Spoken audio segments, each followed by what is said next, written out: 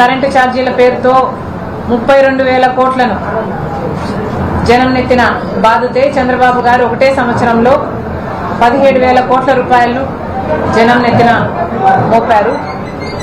ఈ మంచి చెప్తున్నారా?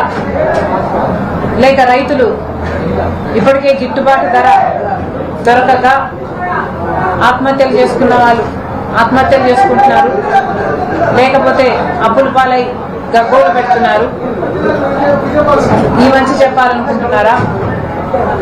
ఏ మంచి చెప్పాలనుకుంటున్నారో చంద్రబాబు గారు మాకైతే అర్థం కావటం లేదు.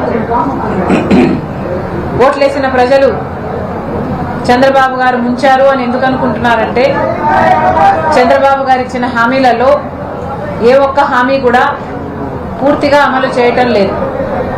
చేసిన హామీలు కూడా అరకొరగా చేస్తున్నారు. ఇక చెయ్యని హామీలు అయితే సూపర్ 6తో సహా ఎన్నో ఉన్నాయి. చంద్రబాబు గారు అన్నదాత సుఖీభవ అన్నారు, రైతులకి ప్రతి సంవత్సరం 20,000 రూపాయలు ఇస్తామన్నారు. ఇయ్యాల్సిన రైతులు సంఖ్య 79 లక్షలైతే ఈయన 67 లక్షలకి ఇస్తానంటున్నారు. దాదాపు 30-35 లక్షల మంది రైతులకి ముంచే ప్రయత్నం చేస్తున్నారు.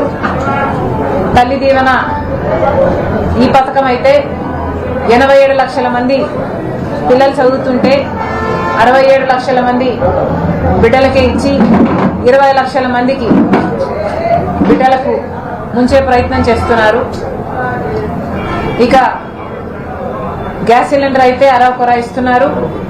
బస్సు సంబంధించిన ఉచిత బస్సు మహిళలకైతే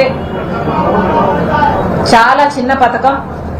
పదే చెప్తున్నా కూడా పక్క రాష్ట్రాలలో కాంగ్రెస్ పార్టీ అమలు చేసిన పథకాలని చెప్తున్నా కూడా చంద్రబాబు గారు సంక్రాంతి, దీపావళి, ఉగాది ఇలా వేసుకుంటూ పోతున్నారు. మహిళలకి మహాశక్తి అని నెలకు 1,500 రూపాయలు ఇస్తామన్నారు. అంటే సంవత్సరానికి 18,000 రూపాయలు. 18 ఏళ్లు దాటిన పేదవాళ్ళందరికీ ఇస్తానన్నాడు. అంటే దాదాపు 2 కోట్ల మంది ఉంటారు. చాలా హెవీ బడ్జెట్ స్కీము. ఇప్పుడేమో చంద్రబాబు గారు దీన్ని కొత్తగా P4తో లింకు పెట్టాలా అన్నట్టుగా మాట్లాడుతున్నారు. చంద్రబాబు గారు సూపర్ 6 డబ్బా కొట్టుకున్నప్పుడు, లేకపోతే సూపర్ 6 అమలు చేస్తామని ఎలక్షన్ల అప్పుడు తిరిగినప్పుడు P4తో సంబంధం పెడతామని చంద్రబాబు గారు ఎక్కడా చెప్పలేదు.